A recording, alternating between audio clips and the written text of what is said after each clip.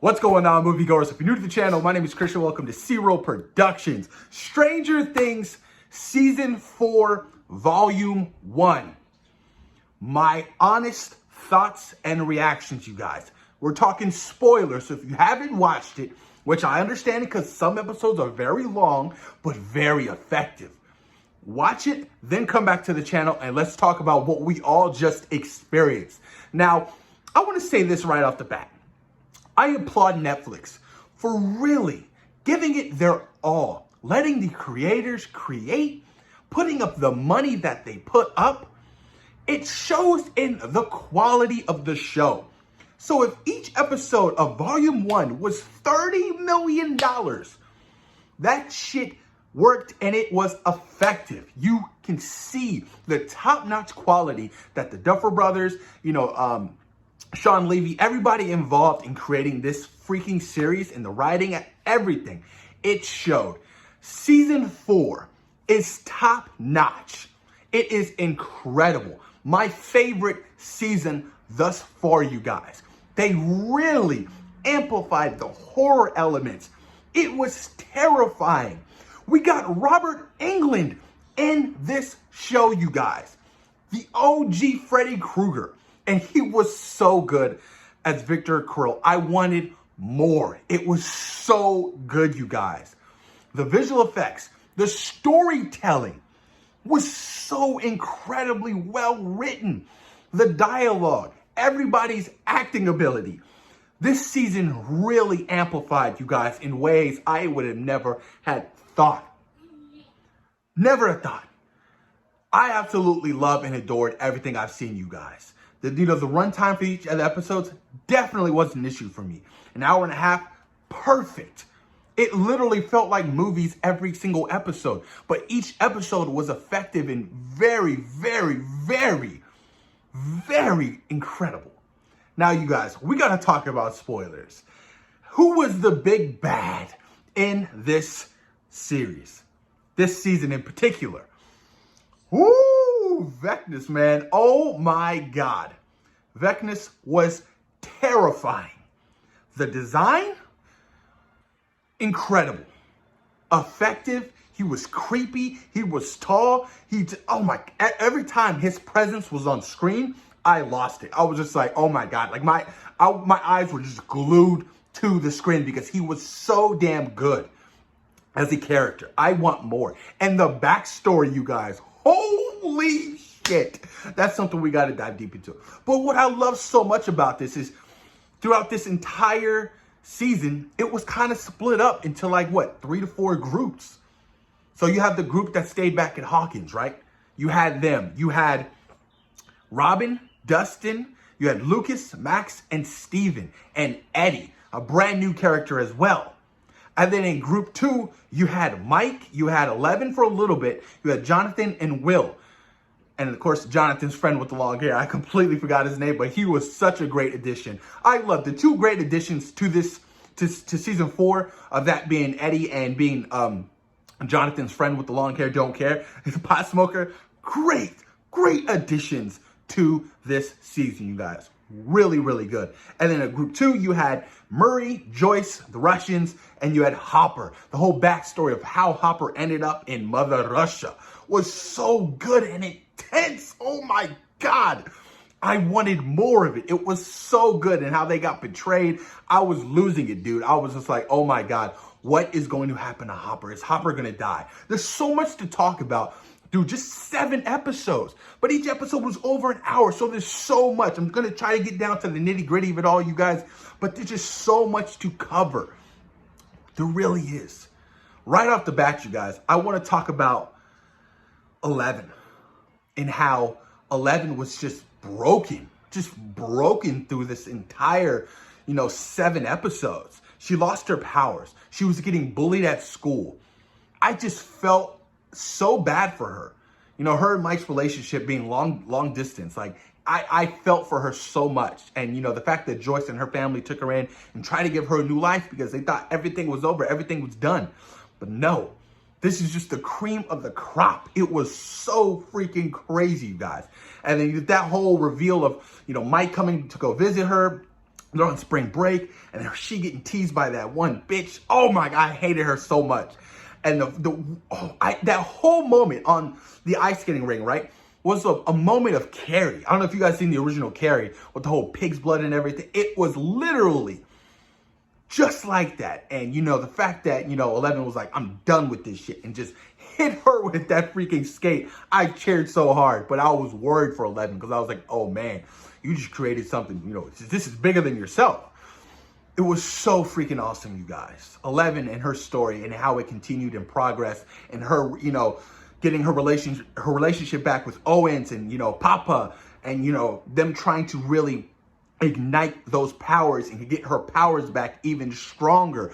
I was like, I cannot wait for that big, epic finale that this shit is going to unravel. And then the backstory of Victor Krill and his family, and now the tie-in. Before we get into that, let's talk about a little bit about the other groups. I really enjoyed Dustin's group. I mean, that whole group, I just love it so much, And to see the relationships, it's very interesting to me because, this show's been going on, 6 years going on now? Maybe longer? No, about 6 years, about 5 years. To see all the kids kind of growing up, majority of them are about, 19, 20 years old now. And in the show, they're kind of like separating from each other. They're growing into their own peoples. Lucas is on the basketball team. Lucas is trying to be liked by girls. Lucas is different.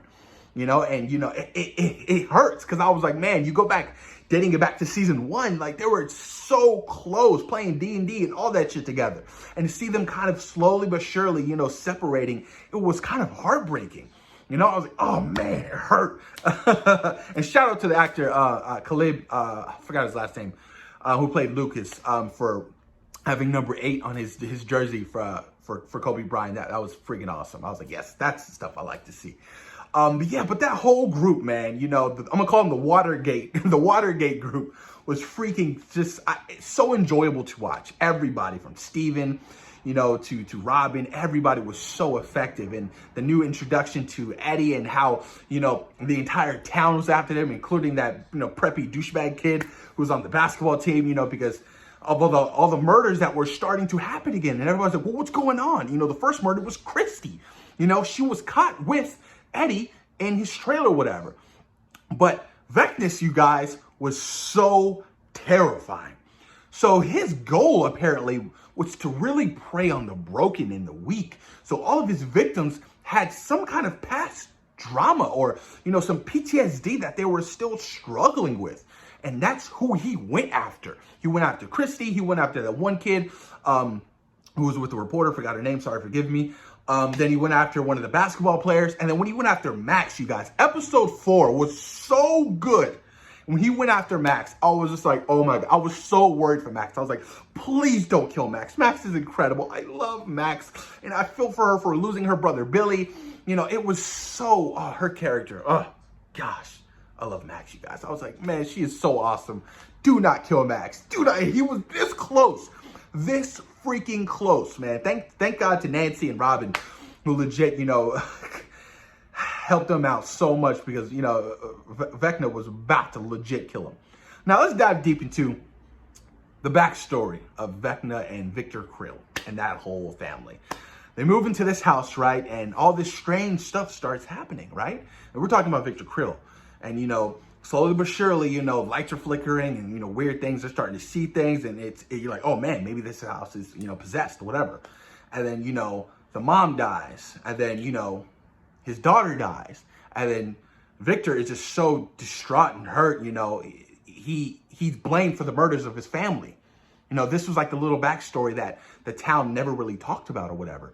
And, he's thrown in prison for however how long and he cuts his eyes out or whatever. And it's just, and then, the older version played by Robert Englund is just phenomenal. So good, so creepy. I was like, man, I need you back as Freddy Krueger ASAP. I really do.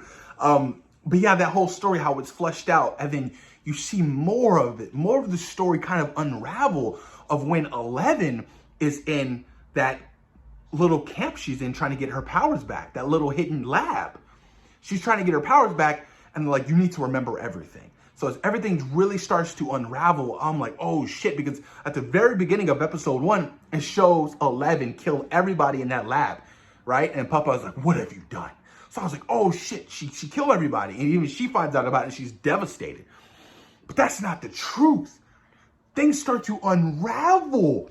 Now, one of the guys who works there, I think his name is Jamie or whatever. He works there, right? And he's kind of, helping Elle a little bit, giving her, do this, do that, do this. And you see him getting tased or whatever because Papa sees this shit. He's like, whatever you're doing, stop. Eleven's not liked in this lab at all. She is not liked. She gets bullied. She gets picked on. A couple of the kids even throw her around the room using their powers or whatever. It's sad, right?